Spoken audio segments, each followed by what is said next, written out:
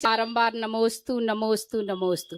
गुरुवर एक छोटा सा ही प्रश्न है मेरा कि जैसे बोलते हैं बच्चों को उंगली पकड़ के अपन मंदिर ले जाते हैं, संस्कार देते हैं बचपन में, तो छोटे में सब बच्चे मंदिर अभिषेक पूजा पाठ सब करते हैं, पर जब बड़े हो गए तो वो मंदिर ही नहीं जाते, तो फिर हमने तो संस्कार दिए ना महाराज जी। अगर आपने संस्कार दिए होते इतने गहरे तो नहीं होता ऐसा। ये कमी कहीं अपनी रह गई है। कैसी रह गई? क्योंकि जब अपन अपने ऊपर आश्रित होते हैं तो दुख कम होता है और सॉल्यूशन निकलता है।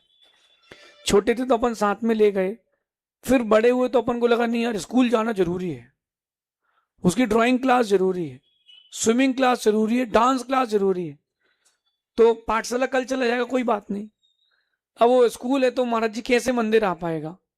तो यहाँ वो जो लिंक टूटी है वो बहुत ज्यादा गैप कर देती है, यहाँ से प्रॉब्लम आती है। फिर भी सबका अपना अपना कर्म उदय है, बच्चे का अपना कर्म है, आपका अपना कर्म है। अगर वो धर्म करेगा तो वो उसके काम आएगा, आपके काम नहीं आएगा।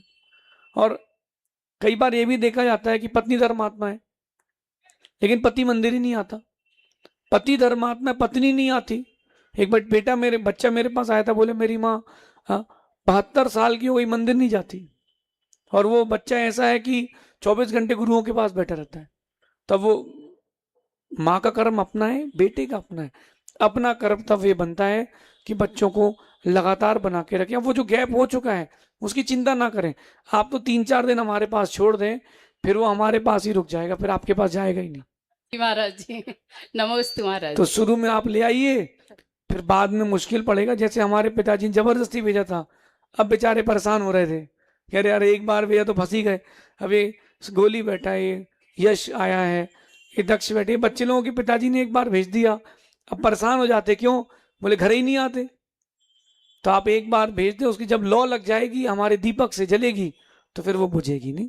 ऐसा समय जिज्ञासा के लिए आ रहे हैं।